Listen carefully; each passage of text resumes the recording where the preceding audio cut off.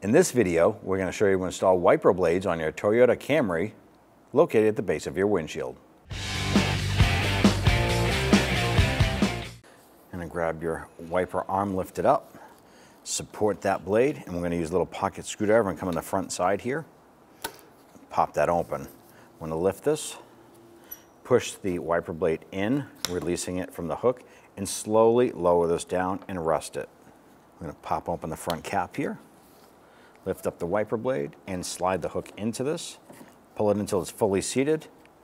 Press that down so you hear it lock. Rest it down. Repeat for the other side. When only the best will do, demand TRQ. The only company that lets you view before you do. TRQ is committed to offering the highest quality aftermarket auto parts that are engineered for peace of mind. Thanks for using and viewing with TRQ.